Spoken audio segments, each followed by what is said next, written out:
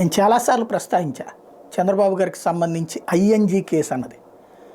ING అనేది బాగా well పాపులరే కదా దేశవ్యాప్తంగా ప్రపంచవ్యాప్తంగా. ఆ ఐఎన్జీ సంస్థకే నేను స్థలం ఇస్తున్నాను, వాళ్ళు స్పోర్ట్స్ని డెవలప్ చేస్తారంటూ తను ముఖ్యమంత్రిగా ఉన్నటువంటి సందర్భంలో 800 ఎకరాలు కేటాయించారు.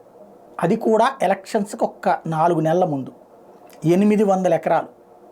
ఇప్పుడు ఏదైతే మాదాపూర్ వెళ్ళే రూట్లో అదంతా గచ్చిబౌలి అటు రూట్కంతా కూడా జరిగింది. ఆ రోజుల్లో అది 8,000 కోట్లు, ఇవాళ అది 80,000 కోట్లు లేదా 40,000 కోట్లు అనుకుందాం కొంచెం సగం లెక్కేసుకుంటే. ఆ రోజుల్లో 8,000 కోట్ల రూపాయల వర్త్ చేసేదానికి ₹1 లీజుకి ఇచ్చారు. ఎవరికి అంటే ఐఎన్జీకే అని చెప్పారు. తీరా చూస్తే అది ఐఎన్జీ భారత్ అనే ఒక సంస్థ అప్పటికప్పుడు 1 నెల ముందు రిజిస్టర్ అయింది.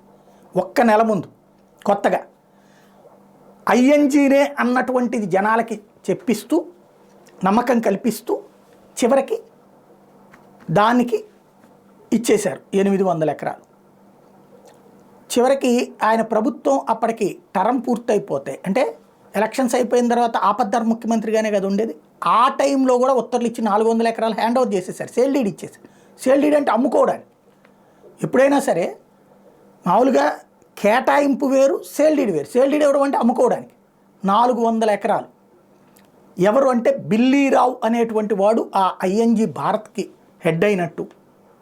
వాస్తవంగా ఐఎన్జీ అంటే విదేశాలకు సంబంధించిన సంస్థ, ఆ పేర్లతో ఉండాలి కదా, కానీ బిల్లీరావు అనేవాడు దానికి హెడ్ అయినట్టు. ఐఎన్జీ వాళ్ళు ఇతను నియమించినట్టు పెట్టేసి ఇచ్చేశారు. రాజశేఖర రెడ్డి ఆయన దురదృష్టవశాత్తు రాజశేఖర రెడ్డి అధికారంలోకి వచ్చాడు. వచ్చాక దాని మీద ఒక ఎంక్వైరీ కమిటీ వేసి రద్దు చేశారు. కానీ ఆ అవినీతి మీద చర్యలు తీసుకోలేదు. ఎందుకంటే చంద్రబాబుని కాపాడుకొచ్చిన వాళ్ళల్లో రాజశేఖర రెడ్డి ఒకరు. చంద్రబాబు మీద ఎన్నో కుంభకోణాల మీద ఆరోపణలు చేసి కోర్టులకు కూడా వేసి కరెక్ట్గా విచారణ ప్రారంభమయ్యే టైంకి విత్డ్రా చేసుకున్నారు. అది కాంగ్రెస్ అధిష్టానం చేత చంద్రబాబు నాయుడు చేయించారా, లేకపోతే వీళ్ళిద్దరూ ఫ్రెండ్స్ కాబట్టి వెనక్కి తగ్గారా? రెండిట్లో ఏదైనా కాదు. అంత సాయం చేసి ఇప్పుడు బాలకృష్ణ తుపాకీతో కాల్చేసినా కాపాడింది రాజశేఖర రెడ్డి. ఈ విషయంలోనూ కాపాడింది రాజశేఖర రెడ్డి. అట్లాంటి రాజశేఖర రెడ్డి బిడ్డ భవిష్యత్తు నాశనం చేయడానికి జైల్లో ఇచ్చింది చంద్రబాబు. అది ఒక ఆస్పెక్ట్. ఇదంతా ఇప్పుడు ఎందుకు చెప్పాల్సి వచ్చిందంటే ఐఎన్జీ భారత్కి సంబంధించిన కేసు ఇప్పుడు హైకోర్టులో విచారణకు వచ్చింది. అప్పటి నుంచి ఎప్పటి 2004, ఎప్పటి 2024, 20 ఏళ్ల నుండి. ఇప్పుడు వీళ్ళు చెప్తున్నారు కదా 2009 తర్వాత జగన్ కేసులు ఇన్నిసార్లు వాయిదాలు అన్నిసార్లు వాయిదాలు. అసలు ఇది ఎక్కడికి పోయిందో కూడా ఎవరికైనా తెలుసా మనకి? అంటే ఈ వ్యవస్థలు ఎట్లున్నాయి, ఈ రాష్ట్రంలో ఏం జరుగుతోంది, వ్యవస్థల మీద గుత్తాధిపత్యం, వ్యవస్థలలో ఎంత దుర్మార్గం జరుగుతూ ఉంది, రక్షించాల్సిన వ్యవస్థలు ఎలా భక్షిస్తున్నాయి అనడానికి సజీవమైనటువంటి సాక్ష్యం. కేసు ఎన్నాళ్ళకి విచారణకు వచ్చింది. నిన్న తెలంగాణ ప్రభుత్వం తరపున వాదనలు వినిపించినటువంటి advocate general Sudarshan Reddy IMG academies Bharat private లిమిటెడ్తో అప్పుడు చంద్రబాబు ప్రభుత్వం 2003 ఆగస్టు 9న 850 ఎకరాలు కేటాయించేలా ఎంఓయూ కుదుర్చుకుంది. విచిత్రం ఏంటంటే అంత కేవలం 5 రోజుల ముందే 2003 ఆగస్టు 5వ తేదీనే ఆ కంపెనీ ఏర్పాటైంది. చూడండి, ఆగస్టు 9న 850 ఎకరాలు కేటాయించేందుకు ఎంఓయూ కుదుర్చుకుంది. ఆగస్టు 5వ తారీఖున కంపెనీ ఏర్పాటైంది. అంటే 3 రోజుల ముందు ఏర్పడిన సంస్థకి 850 ఎకరాల ల్యాండ్ అనమాట. ఎలాంటి టెండర్లు బిడ్డింగ్ లేకుండా బంజారా హిల్స్ నుంచి శిల్పారామం మార్గంలోని మాదాపూర్ పరిధిలోకి వచ్చే 1,000 కోట్ల విలువైన ప్రజల భూమిని చంద్రబాబు ప్రభుత్వం స్వల్ప ధరకు అప్పగించింది. యువజన సాంస్కృతిక పర్యాటక శాఖ ముఖ్య కార్యదర్శితో పాటు నాటి ముఖ్యమంత్రి చంద్రబాబుతో కలిపి 6 దశల ఐఎంజీబీ ఒప్పందానికి ఆగమేఘాల మీద ఒక్క రోజులోనే అనుమతులు జారీ చేశారు.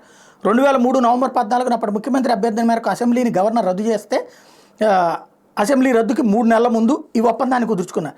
2004 ఫిబ్రవరి 10న అంటే ఆపద్ధర్మ ముఖ్యమంత్రి అనమాట. 2003 నవంబర్ 14న ముఖ్యమంత్రి అభ్యర్థన మేరకు అసెంబ్లీ గవర్నర్ రద్దు చేశారు. అంటే 2004 ఫిబ్రవరి 10 అంటే ఆపద్ధర్మ ముఖ్యమంత్రిగానే కదా ఉండేది.